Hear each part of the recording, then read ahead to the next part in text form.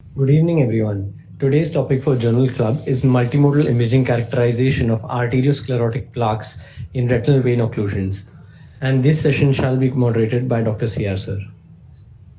Before we dwell into the article, some information of the OCT features of normal retinal vessels may help us understand the article better. On your left is the fundus photograph in image A, an infrared image of a normal eye in image B. An OCT image cross-section of the retinal vessels along the red arrow is seen. As you see, the major vessels are all oval in configuration with 4 distinct hyperreflectivities. The top and the bottom vessel walls show innermost and outermost hyperreflectivities. All the retinal vessels with physiological blood flow show inside hourglass-shaped reflectivities. One must also note that the internal paired hyperreflectivities show a double C pattern in convergent veins. And you can see that the arterial walls have a higher reflectivity than those in the venous walls. On the left is a fundus photograph and infrared image of a normal eye. The OCT images along the green arrow C shows the longitudinal section of the major retinal artery, and the arrow D shows longitudinal section of the major retinal vein. Consistent with the cross-section of the major retinal vessels show 4 hyperreflective bands. The innermost and outermost are derived from the vessel wall, and the 2 intermediate bands are derived from the bloodstream. In this slide, on your left is a fundus photograph and a fluorescein angiogram of an eye with a hemicentral vein occlusion. The OCT images along the arrow D shows the cross-section of an unaffected lower limb where the physiological flow is present, and it shows the presence of innermost and outermost hyperreflectivities from the vein wall and internal paired hyperreflectivities from the blood flow. And one can also see the OCT image along the arrow C of the affected upper vein with disturbed flow, showing a homogeneous internal reflectivity and loss of this hourglass appearance. In this slide on the top is the fundus photograph of a sheath vein associated with the BRVO, and adjacent to it is a fluorescein angiogram that shows no blood flow in the sheath vein. An OCT image along the arrow C shows the cross-section of the occluded retinal vein with adjacent patent retinal artery, and along the arrow D shows the longitudinal scan of the same. As you can see here, the vessel lumen of the vein is totally hyperreflective. We know from various studies that BRVO is more common in arterial overcrossings. In this slide on the top is the fundus photograph and fluorescein angiogram of an eye with BRVO. The angiogram confirms the arterial overcrossing at the affected crossing site. An OCT image along the arrow shows the cross-sectional image where the vein appears to run deep in the retinal layers below the overcrossing artery and to approach the junction between the inner and outer segments of the photoreceptor. The lumen of the vein at the crossing site is maintained and no thrombus is seen, which is also consistent with past histopathological studies. Thus, though mechanical compression of the vein is assumed to be the cause of occlusion, this may not be true at sites of arterial overcrossings.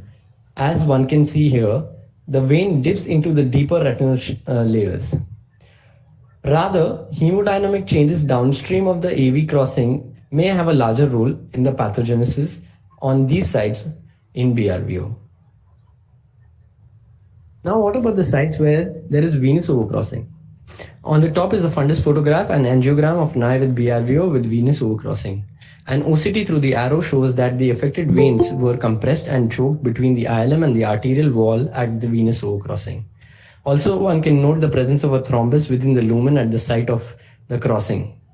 Thus, one can assume that at venous overcrossings, the mechanical compression caused by the ILM and the arterial walls at the crossing would primarily be related to the onset of BRVO. This study also found that the presence of thrombus on OCT significantly correlated with the perfusion status. Thus, to summarize what we have learned, normal large retinal vessels have 4 hyperreflectivities on OCT. Normal physiological blood flow produces an hourglass-shaped reflectivity. In areas where blood flow is compromised, this pattern is lost. Areas of venous overcrossing have higher likelihood of finding a thrombus as compared to areas of arterial overcrossing. and also presence of a thrombus on OCT is associated with ischemia. With that background, let us begin today's journal club. The article named Multimodal Imaging Characterization of Arteriosclerotic Plaques in Retinal Vein Occlusions by Dr. Maria Victoria Cincinnati et al., who published this in the Journal of Ophthalmic Surgery Lasers Imaging Retina in June 2021.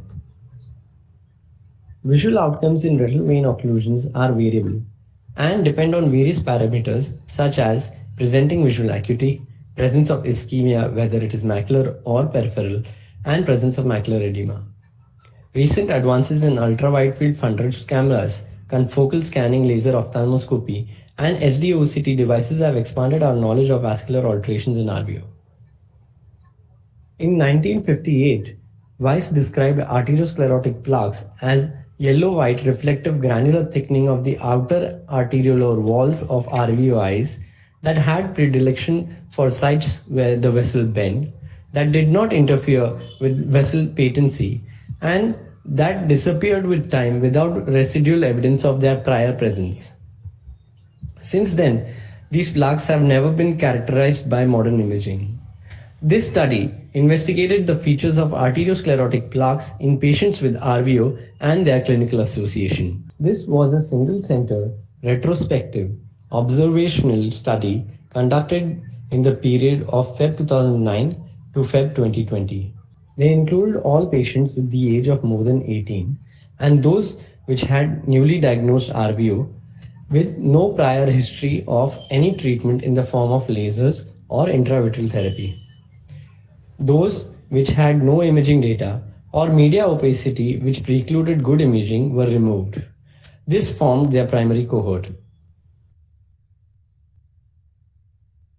Data with regards to patients' age, gender, ethnicity, presence of comorbidities like diabetes and hypertension, the type of retinal vein occlusion, whether hemicentral, central, or a branched, was recorded. The central macular thickness was measured using spectrationalist HRA Heidelberg Engineering, and BCVA using Snellen's chart was also recorded. Data with regards to the number of intravitreal injections given for macular edema received for the first year and various imaging modalities like color photography, fundus autofluorescence, FFA, and when available OCT was also recorded. Arteriosclerotic plaques were identified on multimodal imaging with the following criteria. These plaques appeared as segmental, ill-defined yellow material following the course of a posterior pole or mid-periphery arteriole on fundus photography. They were bright white or light gray on red-free filter images as opposed to other vascular segments which were medium to dark gray. The presence of this plaque was confirmed by near-infrared imaging in which they demonstrated segmental hyperreflectivity along the arteriolar vessel. Point-to-point comparison between the near-infrared images and SD-OCT scans was performed to evaluate the tomographic features of arteriosclerotic plaques. Statistical calculations were performed using open source programming language R using a cutoff point of statistical significance of p-value of less than 0.5. Visual acuity was converted into logMAR. Continuous variables were reported as mean and range, and categorical variables were reported as frequency and proportion. The baseline demographics and clinical characteristics of the study cohort were compared between the eyes with plaque and those without. Since there was a small number of patients with plaque, statistical tests were not performed. Change in the best corrected visual acuity and central macular thickness during the follow-up period was investigated with linear mixed model with repeated measures design. 75 eyes of 75 patients were enrolled. The mean age was 72.5 years with a standard deviation of 13.3 years. 52% of the patients were male, and the plaques was found in 9 eyes. Of these, 6 had CRVO and 3 had BRVO. Patients with arteriosclerotic plaques were slightly older and more hypertensive than those without the plaques. But the two groups were similar in gender and diabetes. There were more number of CRVOs in the plaque group, and the baseline BCVA was slightly worse. Baseline CMT was also slightly higher in the plaque group. The number of anti-VEGF injections during the first year was similar between the two groups. However, at 12 months, the plaque group did worse in terms of BCVA and had thinner macula. On color fundus, arteriosclerotic plaques were found on first order and second order arterioles. Arteriosclerotic plaques were never found on the disc or at arteriolar bifurcations. In 7 eyes, only one plaque was seen, and in 2 eyes, 2 different arterioles were involved. In all the cases of BRVO, plaques were found in the same quadrant as the vein occlusion. Arteriolar plaques were characterized by vessel's hyperreflectivity on SD-OCT on both longitudinal and cross-sectional scan.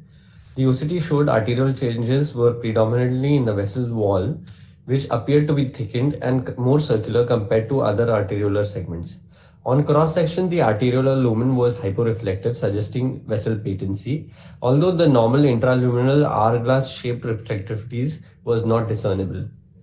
The thicker and brighter vessel walls caused signal shadowing on the underlying structures, and distal to the plaque, the SD-OCT appearance of the involved arteriole was normal. Arteriosclerotic plaques were not seen on fundus autofluorescence with the exception of one patient in whom the plaque was hyperautofluorescent. The vessels with arteriosclerotic plaques were perfused on FFA, although they appeared narrow in caliber. The arteriolar filling of the vessels with plaque was delayed in 2 patients. No late dye leakage from the plaque sites was noted. The available follow-up in patients with the plaques was 30 months. Only one eye had a plaque at presentations, while the other developed these plaques during the follow-up after a mean of 123 days. In 3 eyes, the plaques regressed for a period of 1 year, being replaced with arteriolar thinning. In the remaining 6, the plaques persisted on multimodal imaging. This article investigated the features of arteriosclerotic plaques in patients with RVO. They found Weiss's description to be accurate. The plaques were also associated with poor outcomes in terms of thinner macula and a poorer BCVA at end of treatment.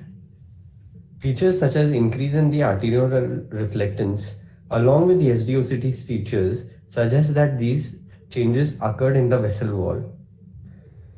They also suggested that these plaques may contribute to macular ischemia and ganglion, amacrine and bipolar and Muller cell dysfunction. As with several other studies, they also found that majority of their patients developed plaque on longitudinal observation, suggesting that along with increased outflow venous pressure proximal to the vein occlusion and distal to the arteriolar flow, plaque development might be secondary to disturbed nutrition of the vessel walls in the locally stagnant environment of the RVO. The damaged arteriole appeared as thickened and more circular, with a homogeneous, often narrowed hyporeflective lumen. The loss of intraluminal normal OCT aspect signal may suggest a real change in the arterial blood rheology at the site of the plaque formation, with loss of normal bilaminar flow, or maybe a shadow artifact caused by the increased signal of the wall. Similar features are also seen in segmental periarteritis, seen in patients with posterior segment inflammation. In Gauss plaques, described in patients with idiopathic BRAO or Suzak syndrome, where it has been attributed to the slow extravasation of blood lipids into the arteriolar walls at the site of the arterial wall damage. They may also be seen in patients with chiralis plaques, which are seen in patients with presumed tuberculosis, toxoplasmosis, or viral retinitis. Here they have been attributed to the accumulation of immune cells and inflammatory debris within the arteriolar walls. An inflammatory nature of the arterial wall infiltration could explain the regression of some of the arteriosclerotic plaques with longitudinal observation. Segmental bright changes in the arteriolar branches have also been described in patients with platelet fibrin emboli or cholesterol emboli. To conclude, the article described the multimodal imaging features of arteriosclerotic plaques in eyes with RVO, as well as their clinical association. These plaques suggest an ischemic or an inflammatory involvement of the arteriolar branches in eyes with RVO and also may be associated with macular damage. Multimodal imaging and longitudinal design are a few strengths of the study. However, the small number of patients with plaques leading to a low power in association and their inability to find a prognostic value, along with various confounding factors like worse baseline BCVA, a higher baseline CMT, and presence of more CRVO in the plaque group are a few limitations of the study. They also did not explain why only a few subset could develop this. Also, the retrospective nature, variable follow-up, and lack of information on the periphery are a few possible limitations of the study. The article was a video. I'll just present one case now. Yeah. Go ahead. Are my slides visible? So, a 78-year-old male came to the emergency with complaints of sudden loss of upper half of visual field in the right eye since 4 hours. He gave no history of flashes and floaters, nor of redness or pain. He also gave no history of diabetes, of hypertension, or any other chronic systemic illness. However, he was suffering from acidity. He had undergone cataract surgery in the right eye 9 years ago and in the left eye 2 years ago. He also gave a history of undergoing laser therapy for lattices in both the eyes 3 years ago. On probing, he denied history of jaw claudication, scalp tenderness, recent loss of weight, or similar episodes in either eye in the past. On examination, the visual acuity, the best corrected visual acuity in the right eye was 6/12, and the near vision N6 in the right eye, and in the left eye was 6/N6. The color vision was normal in both the eyes. Pupils were round, reactive to light with no RAPD, and the external and anterior segment examination were unremarkable. The IOP in the right eye was 16 mmHg, and that in the left eye was 14 mmHg. His blood pressure at presentation was 177 by 94 mmHg. The fundus examination revealed a clear media with PVD and a normal disc with no evidence of blurring of the margin, and the periphery showed well-barraged lesion in both the eyes. Also, it was noted lesion yellowish glistening material in the lower retinal arteriole of the right eye. Here is the fundus photo of the right eye and the left eye respectively, which confirms the findings of the indirect. For the sake of demonstration, I have made some changes to the photo. You can see that area of yellowing, and in the negative one, you can even discern the difference between the adjacent vessel and the involved vessel. This slide shows the red-free image of the right eye and of the left eye. Again, you can notice that the involved segment is showing a brighter area as compared to the non-involved areas.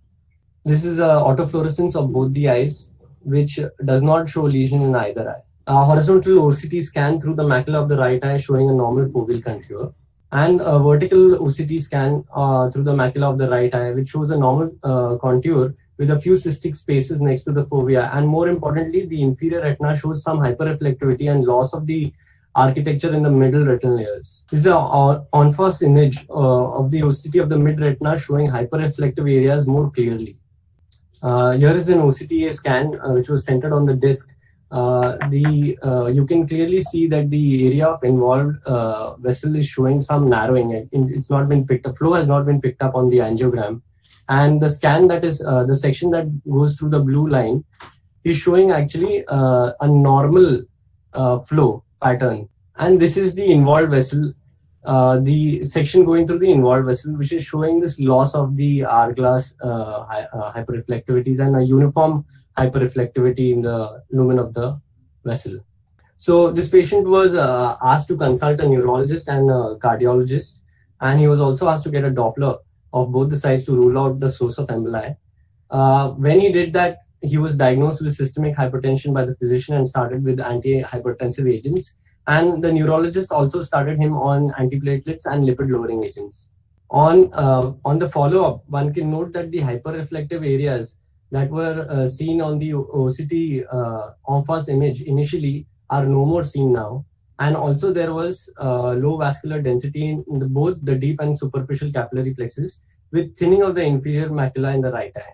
Here you can see the chronic changes on the OCTA scan. Now the narrowed lumen is showing a more circular hyperreflective wall and the loss of hourglass shape reflectivities of normal physiological flow.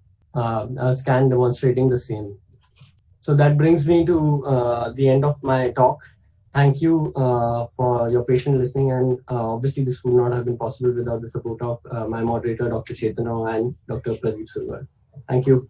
So this was an article which just highlighted how the retinal vessels can be imaged with a OCT with a high density scanning. You are not going to get it with your routine spectral domain unless, I mean, we saw all these pictures with a very high density scanning. They also have applied very high density scanning at that particular vessel. So we cannot see it unless we specifically image that area with a higher density raster. And that's why our SSOCT machine is actually picking it up better than our routine SDOCT. And they have worked on the Heidelberg. So these features are actually well defined in the OCT machine, which has got a higher scan rate.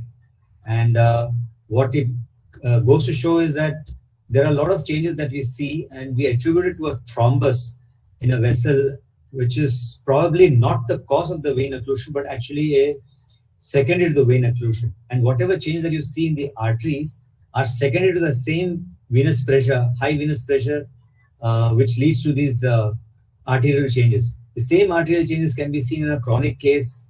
This is a secondary arteriosclerosis.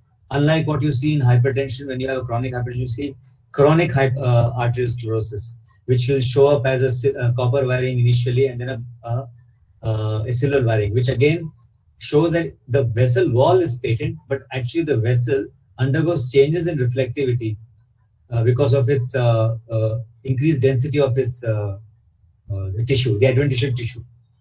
So this was just to highlight how a vessel looks, how the blood flow in a vessel looks, and how one can actually, if use a high density raster, can actually look at these plaques are actually transient. So sometimes I think whatever they attribute in their article, since they are not picked up many, it's quite possible that it's a transient phenomena, which when they see it, they're able to longitudinally follow it. But it must have happened in many such cases, and it has dissipated over a period of time. So it's very unlikely that we'll pick it up anyway in a patient unless we examine these patients on a regular basis after we have a kind of an ischemic central retinal or a branch retinal vein occlusion. And we're not going to get that in a small tributary vein occlusion. We're probably going to get it only in a larger sector if it is involved. So this is just an interesting article, and yeah, man, it's open to the forum. Very nicely presented, Raunaq, and I particularly liked the example that you showed. I think this is a point where one needs to distinguish between the arteriosclerotic plaques and the Hollenhorst plaques. Because Hollenhorst plaques are very evanescent, they can move away very quickly, may or may not be associated with a field effect, whereas these arteriosclerotic plaques are more often associated with visual symptoms. And since the plaques occupy a longer segment of the vessel, it's easier to pick up. For those who may not have access now and may not have access in the future, it is not always necessary to have a swept source OCT angiogram. A very careful scan of using the regular OCTA can also pick it up, provided you look carefully. But very nicely presented, and thank you, Raunaq, for a nice way of giving the basics, the journal, and the example. Thank you, ma'am. Yeah, ma'am. Yeah, very, very nicely presented, Raunaq. Very nice, very impressive. Just I wanted to ask Chetan that what do you mean by high density OCT? Can you change the? No, ma'am. Actually, I don't know whether you can do it in the our regulatory, but in, say, for example, when you have your plexi light, you can change between 100 to 200 kilohertz. So you get a faster scan through a lot of thing. And ma'am, like if you change, like if you go into the 3 into 3 millimeter scans, ma'am, they take more denser scans than your 6 into 6. Yeah, so it's a number of number of A scans. Yeah, ma'am. That Dr. MPB has got an answer. I think she also. Yeah, madam, you wanted to say something? I think the high density raster is more of getting a better resolution within the smaller scan frame, because we know 12 millimeters less number of scans go through. and 6 millimeters it's less, and it's more, and the best is the 3 millimeter. Yeah. So if you accurately find that place, even a 3 millimeter scan on a regular OCT will pick it up. Yeah, ma'am, that's what I'm going to say. Actually, It doesn't need to go to 200. It doesn't need to. That's what I was saying. The problem with that is that flexi is fast enough. Even the patient moves and it doesn't fix properly, we get good quality scans. Whereas in this 3 and 3, we need really good fixation and little patience from the optometrist to get those nice accurate scans. Because you're not going to focus now. Yeah, you need to identify and scan over that. Yeah. That's the problem. Jaiprakash, you had something to say? So the same thing. So the argument which I had to put in the chat box. So the plaques we always tell for arterial, like either a central retinal artery or a branch retinal artery occlusion. So why did the venous occlusion develop a plaque, though it may be not a complete blockage, even a partial blockage of the arteriole? No, it is just it is actually a plaque was a terminology used way back in 1950s by Dr. Weiss, because he's just correlating what you see as a plaque in a larger vessel, larger medium artery vessel. A plaque is something which you see in an artery, which you suspect is because of endothelial damage. You have atheroma, so but it's not an atheromatous plaque. So it is just the usage of that word. But it's actually not a plaque. He just wants to show that it's a vessel wall which becomes thick. And it's not even like what Madam says. It's not a Hollenhaus plaque. It's a platelet fibrin thrombi which moves, and then emboli, which moves. So it has to be distinguished from these. The closest that you can see is these plaques resemble a Hollenhaus emboli. So these are not an emboli or a thrombus. It's actually the vessel wall which shows the thickening. So that's why you use the word plaque. Plaques are generally associated with vessel walls, not the tissue that is moving through it. I mean the blood. So it's just trying to show that this is a focal narrowing of the vessel wall, which is gotten transiently because of the ischemic insult, which is downstream of the artery or the upstream of the vein, the blockage site. So it's just a terminology, which is actually, maybe you can call it plaque or you can call it art, but it's not called hyalinization of the vessel as you see in chronic hypertensive patients. So the arteriosclerosis that you see, the copper wiring and the silver wiring are basically the same thing, but they are chronic thickening, concentric thickening of the vessel wall, not focal thickening on one side, a concentric thickening throughout the length of the vessels. So it's like they call it a hyalinization, a pathological term basically. So if there are no more questions, thank you.